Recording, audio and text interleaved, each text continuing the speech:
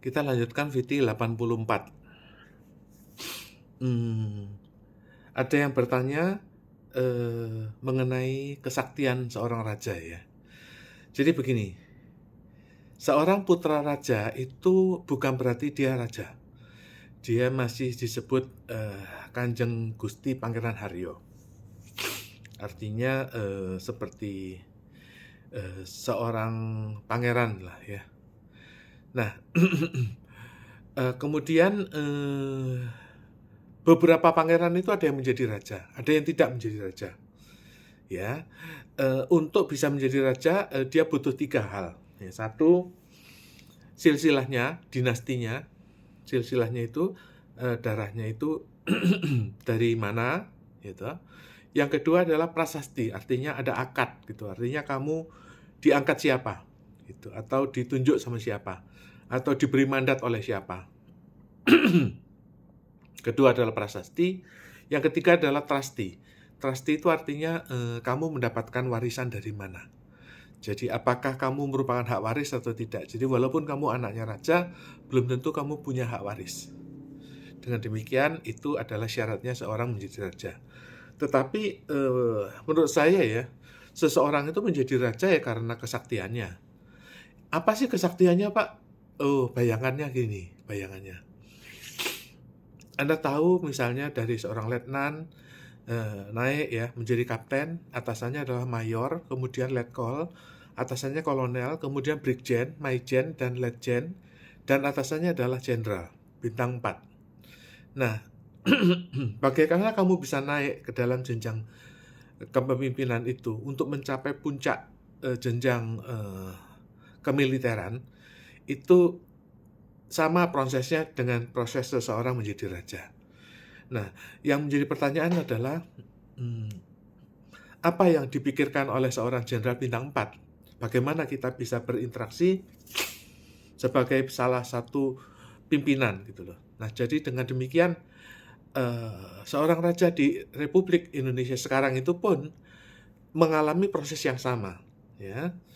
Atau kalau dulu ya yang dihadapi oleh power struggle, adu kekuatan antara raja dengan pemimpin politik ya, itu dulu supremasi militer. Artinya raja-raja itu berhadapan dengan militer. Ya kan? Misalnya dulu ketika kerajaan-kerajaan itu masih ada yang bertanya, "Loh Pak, kenapa kerajaan itu hilang gitu loh? Kerajaan Solo hilang. Kenapa kok kerajaan Jogja bertahan?" Ya kan? Itu karena hubungannya dengan militer.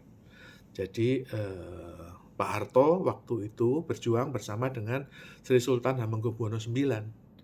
Jadi ketika Pak Harto jadi presiden, wakil presidennya adalah Sri Sultan Hamengkubuwono IX. Nah, itu adalah tergantung hubungan dengan militer karena supremasi militer. Tetapi sekarang 2024 ya, kekuasaan bukan di supremasi militer, tetapi di supremasi sipil. Artinya apa?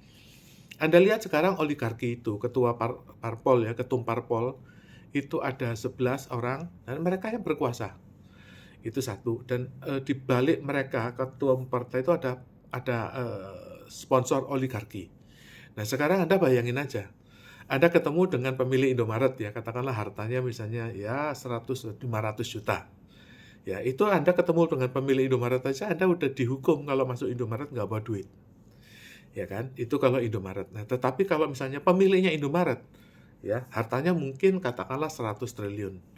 Anda ketemu dia juga kelenger ya. Gitu loh, Anda bisa dimarah-marahin gitu. Anda mau masukin barang ke seperti contohnya ini masuk ke barang ke Indomaret juga, Anda harus bayar 2 miliar gitu loh, syarat untuk masuk Indomaret. Jadi ya tetapi ada lagi yang lebih tinggi ya, yaitu pemilik semuanya itu Indomaret, Indomie, ya, Indosemen, ya, pemilik seluruh Republik Indonesia itu pabrik-pabrik nomor 1, hartanya mungkin sekitar 2.000 triliun. Ya kan? Nah, sekarang seorang raja, ketika misalnya pangeran itu menjadi raja, yang dihadapi itu ya mereka. Nah, Anda bayangkan kalau seandainya Anda ketemu dengan orang yang pemilik harta yang 2.000 triliun. Bagaimana caranya Anda? Gitu loh. Nah, kalau Anda bisa menghadapinya, ya Anda menjadi, bertulah gitu loh. Artinya bertuah, marwah Anda itu, lati geni. Jadi lidah Anda adalah lidah api. Jadi ketika Anda mengatakan sesuatu, Anda bisa mengalahkan gitu loh, orang-orang yang punya harta 2.000 triliun. Ya masalah perangnya itu ya saya nggak bisa jelasin, tetapi intinya adalah bagaimana Anda mengendalikan orang-orang yang berharta. Itu yang sekarang menjadi tantangannya. Nah, tentu loh Pak, bagaimana mungkin Pak kalau misalnya pemilik semuanya itu kita mau, kalahkan ya kan? Ya enggak, kita punya satu Indomaret aja udah susah, apalagi punya 20.000 Indomaret, apalagi punya pabrik Indomie, pabrik Indosemen, pabrik Indofood, ya kan? Misalnya, itu misalnya ya, misalnya. Ya tetapi ada caranya gitu loh. Intinya ada caranya, itu yang disebut kesaktian. Jadi seseorang itu memiliki marwah atau memiliki tulah, ya. Seorang memiliki, power dalam mengendalikan kekuasaan. Nah, kekuasaan-kekuasaan itu sekarang adalah pemilik modal, pemilik kapital. Nah, bagaimana caranya mengalahkan mereka? Ya, kita harus mengalaminya gitu loh, melaluinya, mengalaminya. Jadi, intinya adalah, secara prinsip ya, seluruh uang di dunia ini adalah kredit bank. Oleh karena itu, uang bukan miliknya A, tapi si A itu mendapatkan kredit bank gitu loh. Dengan demikian, ya, setiap orang itu memiliki risiko untuk bisa, default, artinya, gagal bayar terhadap kredit bank itu, ya. Jadi, risiko itulah yang paling bahaya. Nah, kalau misalnya Anda tahu perang-perang sekarang itu adalah perang untuk saling, mempilotkan perusahaan sebelah. Nah, kalau Anda tahu caranya, ya itulah yang paling berbahaya sekarang ini, ya kan? Misalnya, contohnya lah ya, judi online, ya. Kita sampai sekarang itu, sangat sulit untuk memberantas judi online, ya. Sudah ada, 5.000 rekening yang diblokir, sudah ada 800.000 website yang ditutup, tetapi tetap aja Menkominfo sampai sekarang belum bisa membersihkan judi online, ya. Tetapi upayanya masih dilakukan. Nah, Anda bayangin aja, duit judi online itu 300 triliun setiap tahun, ya kan? Untuk bisa mengalahkan itu, memberantas itu nggak gampang, ya, tetapi itu bisa diupayakan.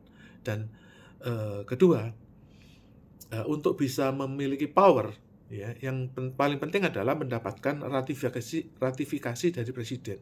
Misalnya, ya Anda nggak bisa tiba-tiba rahasia, narkoba, rahasia, prostitusi, rahasia, misalnya, mafia tambang, pasir, ya kan, ya nggak bisa. Marwah Anda harus diratifikasi oleh presiden. Nah, siapa yang bisa mengatur presiden gitu loh. Nah, itu juga nggak gampang. Ya, tetapi pelaksanaannya juga bisa karena terakhir presiden juga meratifikasi FATF, Financial Action Task Force, dan meratifikasi judi online. Artinya apa? Artinya upaya ini mendapatkan dukungan dari seorang presiden Jokowi. Ya, itu tantangannya. Yang ketiga adalah bagaimana caranya kita bisa menggerakkan presiden, menggerakkan konglomerat, ya, mengendalikan mereka, ya kan? Kan sekarang aja dengan adanya rahasia judi online, Anda tahu bahwa ada, Densus yang ngoeng-ngoeng mengitari Kejaksaan Agung. Itu adalah demo atau protes dari pihak mereka. Dan juga ada crane yang jatuh, bawa besi, jatuh di rel kereta MRT di sebelah Kejaksaan Agung. Itu juga merupakan upaya demo dari pihak-pihak judi online yang tidak ingin dihalangi. Dan terakhir, itu ada, kereta, komuter yang melewati Kampung Bahari, dan di sana itu diteror oleh, kelompok bersenjata ya. Mereka bawa celurit yang mengetok-ngetok pintu kereta sehingga kereta itu harus mundur. Nah, itu merupakan salah satu bentuk ancaman yang timbul gara-gara rahasia judi. Nah, itu ancaman-ancaman tersebut merupakan perang. Nah, bagaimana kita bisa terus, meningkatkan eskalasi perang ini, kalau enggak kita kalah lawan mafia judi online. Disitulah terjadi perang yang sesungguhnya yang dilakukan, yang dilalui seorang raja sekarang, 2024.